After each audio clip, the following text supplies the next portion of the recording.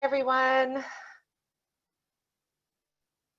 going to start with our prelude this morning, which I've done quite a bit over the last little while, but I like it because it helps me center. I think you know it by now.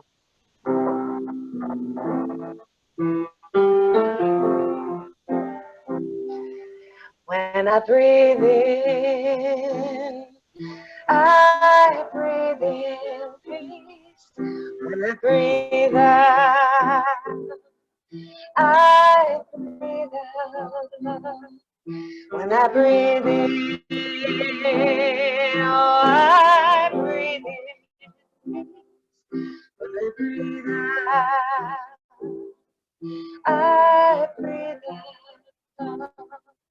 When I breathe in, and I breathe in.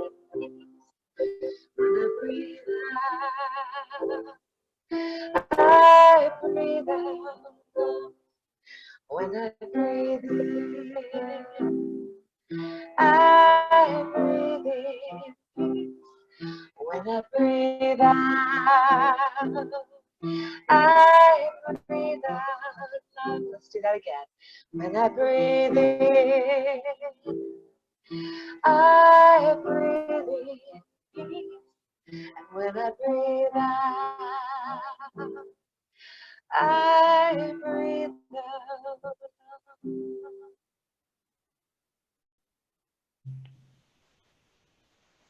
Whoever you are, whomever you love, wherever you are on your journey of faith or search for meaning, today you are one of us, and we are glad that you've joined us. Our mission is to nurture each other, serve the community, and inspire action that heals the world. Now, our celebration today is brought to you by the science of physics, which allows us to shelter in place while we join in worship.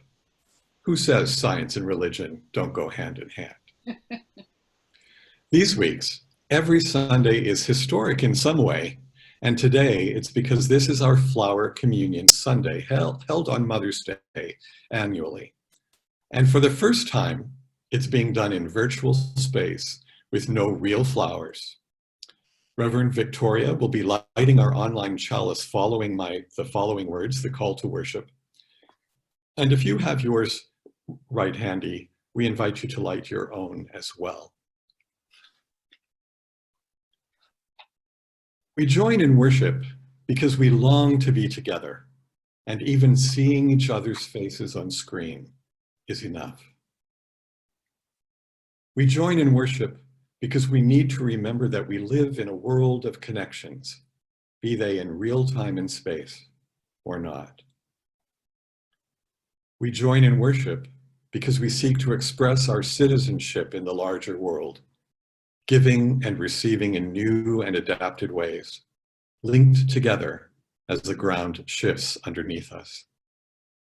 Come, let's join in worship together.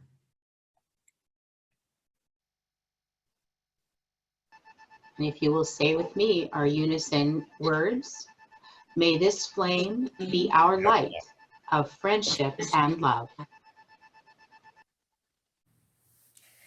Good morning. Gather the Spirit.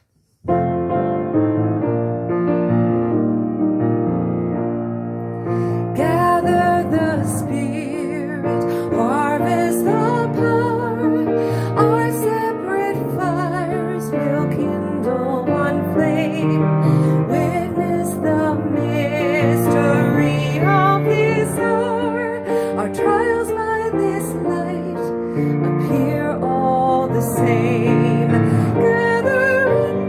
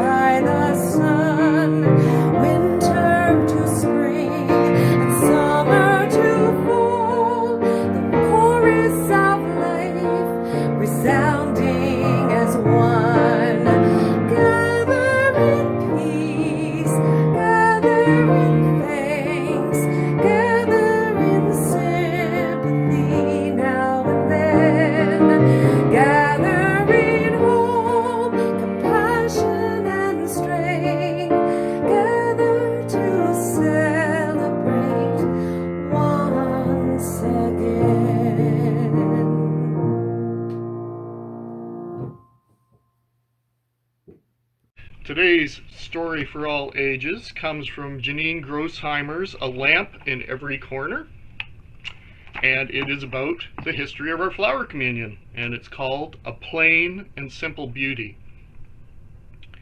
In the city of Prague, in the land of Czechoslovakia, in the year 1923, a time between the two world wars, there was a church. But the building did not look much like a church. Some churches have towers with bells that ring out over the land. Some churches have tall spires that reach to the sky. Some churches have massive doors of carved wood or enormous windows of stained glass with colored light shining through. Some churches have great organs with hundreds of pipes, from small ones like drinking straws to huge ones that touch the ceiling. Some churches have statues or pictures or candles or chalices. This church had none of those things. It had no bells, no spires, no stained glass windows. It had no organ to make beautiful music. It didn't even have a piano. It had no carvings of wood or statues or stone. It had no candles or chalices. It had no flowers. The church did have some things. It had 4 walls and a ceiling and a floor. It had a door and few windows. It had some hard wooden chairs. But that was all, plain and simple. Except, the church also had people who came to it every Sunday, and they were the most important part of church of all. Because without people, a church, any church, is just a building, no matter how tall its spires or how loud its bells. We have a plain and simple church, the people declared, because we are plain and simple people. We need nothing more. The church also had one other very important thing. It had a minister, and his name was Norbert Čapek. He had been the minister at the plain and simple church for 2 years. Every Sunday, Minister Čapek went to church, and he spoke to the people while they listened, sitting quiet and still in those hard wooden chairs. When he was done speaking, the people talked a little bit amongst themselves, and then they went home. And that was all. No music, no candles, no food, not even coffee or donuts. Minister Čapek had wondered sometimes if there might be something, perhaps just a little bit of something more. He wrote some songs and the people sang them, but nothing else had come to his mind, so the church went on as plain and simple as before. Springtime came to the city of Prague, in the land of Czechoslovakia, in the year 1923, and Norbert Čapek went for a stroll. The rains had come, the birds were singing, and flowers were blooming all over the land. The world was beautiful. Then an idea came to him, simple and plain, clear as the day. The next Sunday, he asked all the people of the church to bring a flower, or a budding branch, or even a twig. Each person was to bring one. What kind, they asked. What color? What size? You choose, he said. Each of you choose what you like. And so on the next Sunday, which was the first day of summer, the people came with flowers of all different sizes and colors and kinds. There were yellow daisies and red roses. There were white lilies and blue asters, dark-eyed pansies and light green leaves, pink and purple, orange and gold. There were all those colors and more.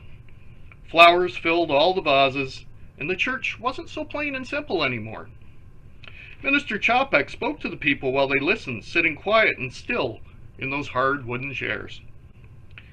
These flowers are like ourselves, he said.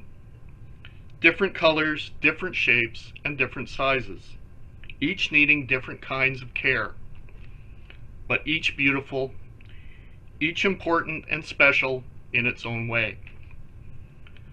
When he was done speaking, the people talked a little bit amongst themselves, and then they chose a different flower from the vases before they went home.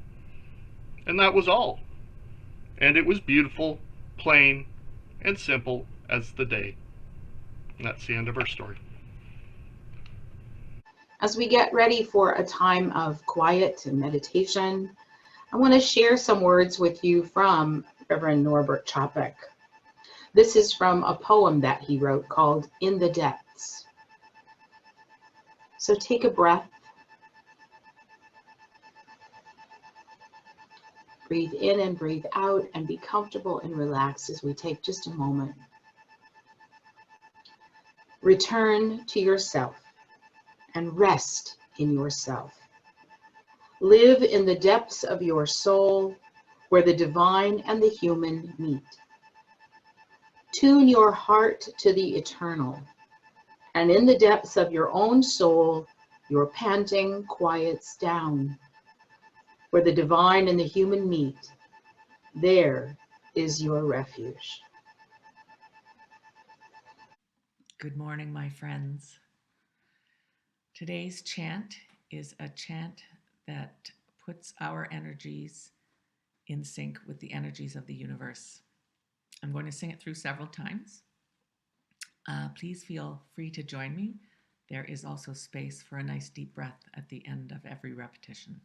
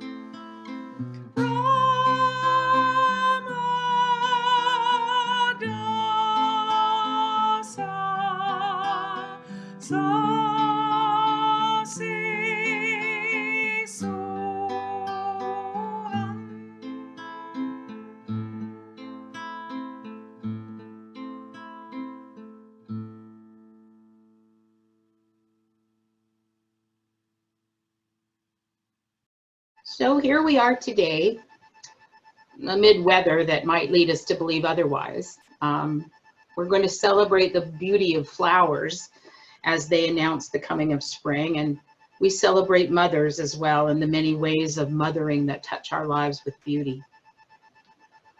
I hope that each of you has a chance to have been outside enough, even with our rather cold May temperatures and surprising snow, that you've been able to see the blooms bursting open all over the place. The cherry trees and the daffodils, the tulips and the lilacs. The explosion of such marvels of nature on an increasingly green palette of trees in leaf is such a sight to behold and a source of hope and encouragement during these rather interesting times. Although I planted some pansies and they didn't look too happy with the snow on their little faces yesterday.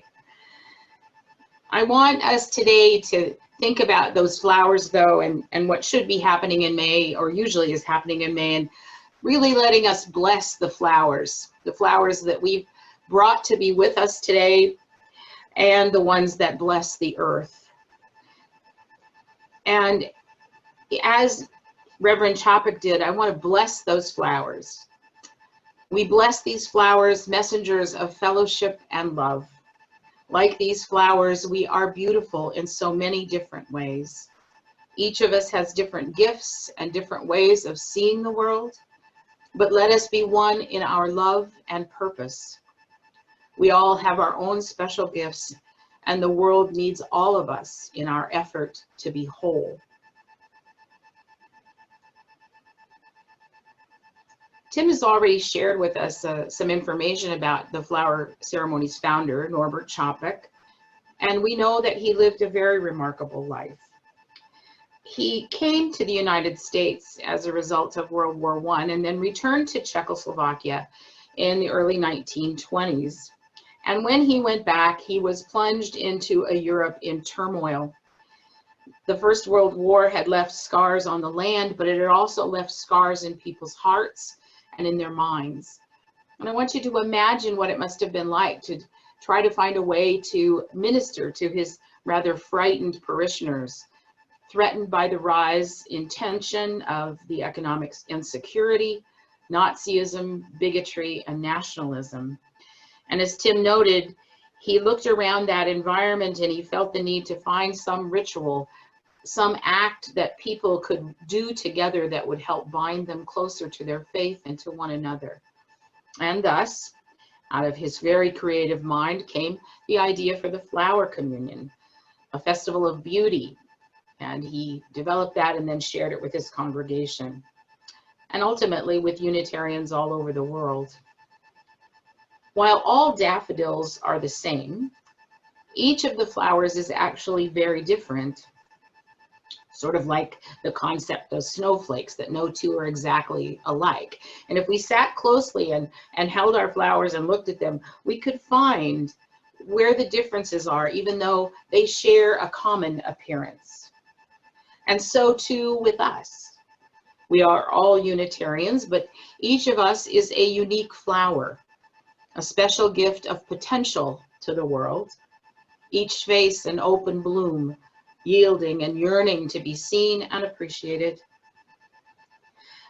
And so, as Tim noted, in that spirit, Chopik asked people to bring a flower of their choosing to church, whether from field or garden, tree, stem, bush.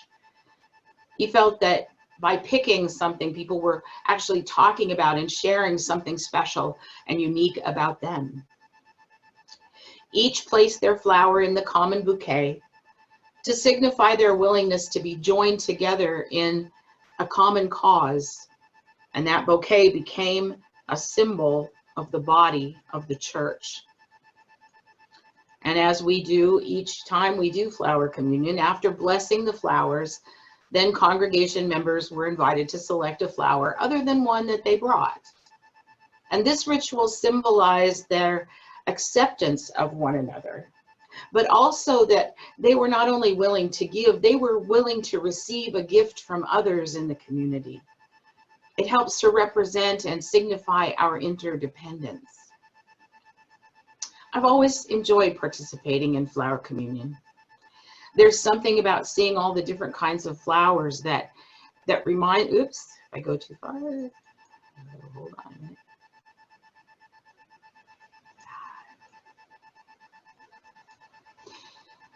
There's something about seeing all the different kinds of flowers that reminds me again and again that each of us sees a piece of the truth, that each of us is important, that all of us have value and beauty to share.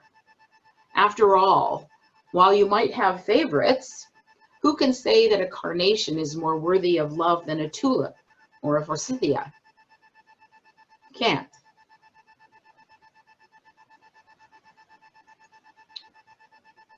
You know, we don't always know why we come together as we do.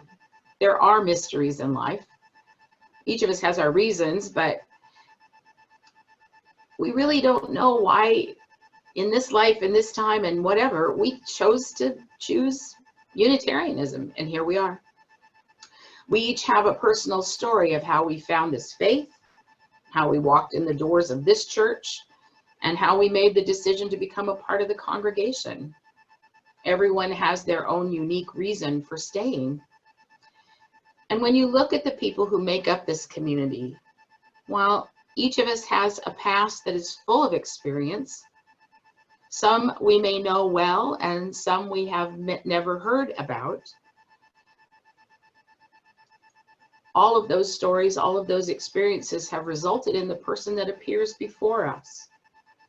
Each of us comes with talents and ideas and opinions, but all of us come with inherent worth and dignity. And together we have chosen to form a community of faith, caring, a community of relationship, a community of mutual support. One of the things that I'm hearing about these virtual worship services and other ways that we're together on Zoom is that it's so good to see people's faces. I'd like to invite you to scroll through the pages of pictures on this morning's Zoom call. If you haven't done that, there's little arrows on either side of your picture there, and you can go forward and back with those arrows with your mouse or with your pad. Take a look at the people who've joined us today who are a part of our church community. Show us your flowers. Some faces are going to be familiar to you, people you have connected with and shared time with, and some faces are new. You haven't had a chance to get to know those people yet. Whose story do you know well? Who do you have to talk to yet?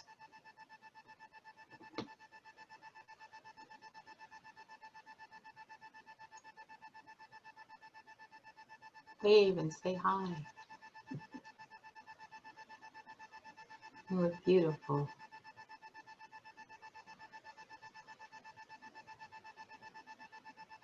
We think we come to church for ourselves because we need to be spiritually filled, because we yearn to connect with other people, because we want to be seen and acknowledged, perhaps because we need something that will help get us through the week. But what you may not realize is that you don't just come to church for yourself. You come for other people as well. You never know who needed to see you at church this morning, who needed to see your face or exchange a friendly word, who wanted to talk or who wanted to hear your story, who just needed to know that they were not alone, who wants to share a dream or a cause, a hope, or a step along our journey. I want to thank you for joining us today and every time you join this community, bringing your joy and your potential to our common bouquet. I want to thank you for being willing to give and to receive in support of your own spirit and in support of others who are a part of this community. I pray that the blessings of your participation bring beauty to your life today and in every moment in the days ahead. Blessed be. Color and fragrance.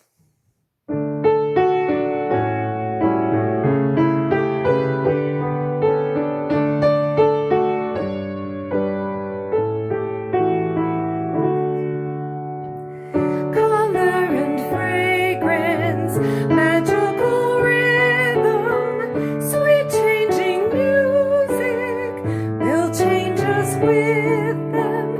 Life within life, inner light gently glowing. Surely you seem to be God's vision growing.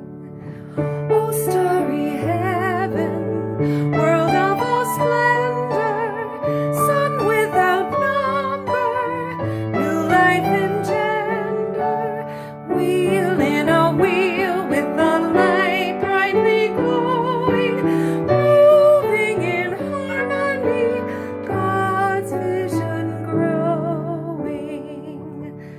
And full of pebbles, high mountain passes, depths of the ocean, dew on the grasses, great things and small, with the light gently glowing, word of the wordless song, God's vision growing.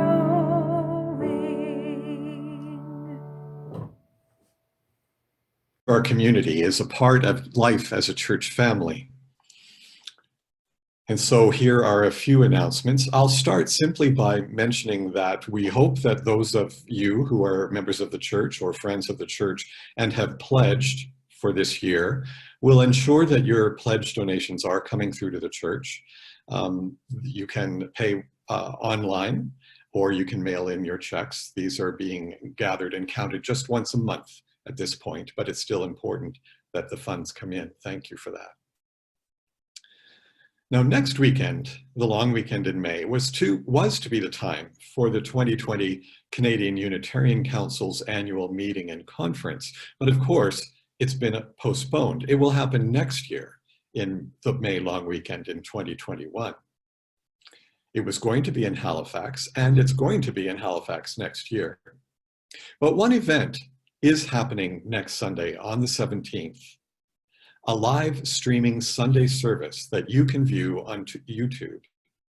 And it'll be available across this great country. Because it's live, it's at different times in different time zones. And here in Ontario, it will be at 12:30 p.m. Now you get a notice and a reminder of this and a link for the YouTube before that Sunday. The service is going to be anchored out of Halifax in recognition of their hosting the CUC conference, a lot of work which they had already done. But worship will be led by Reverend Norm Horofker of Halifax, but also Reverend Wayne Walder of Neighborhood in Toronto, Reverend Megan Robern from Winnipeg, and Reverend Karen Fraser Gitlitz from Saskatoon will also be taking part. And there will be other contributors as well from across the country. After the service, you'll be able to join a transnational virtual coffee hour on Zoom. And as I said, more details will be forthcoming, including the order of service. And so we hope that many Hamiltonians will be able to participate in that worship. And now we have an announcement from Monica Bennett. Hello. Blooms for Africa, as you may know, is making face masks as one of their fundraisers.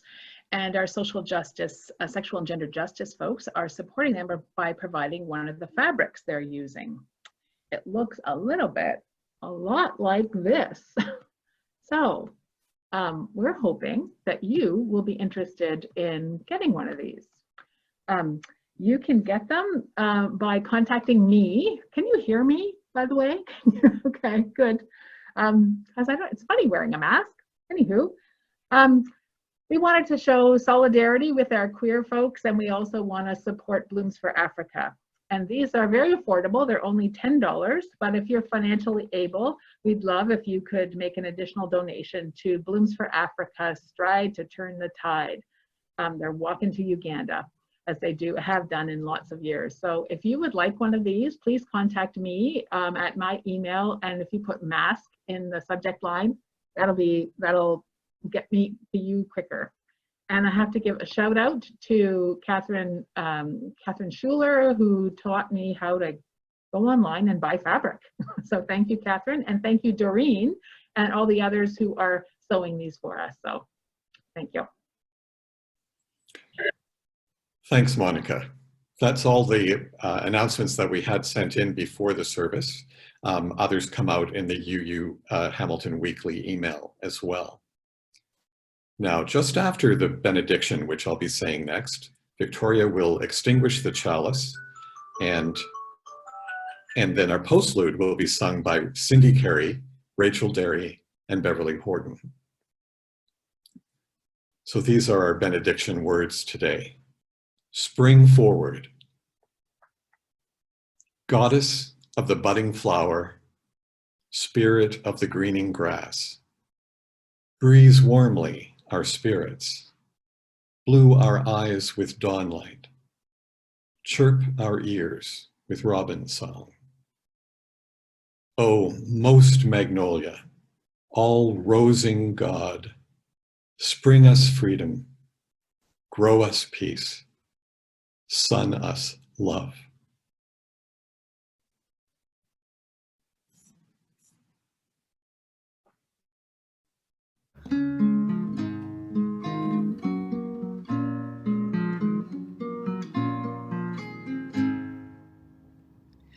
We have been together a long, long time.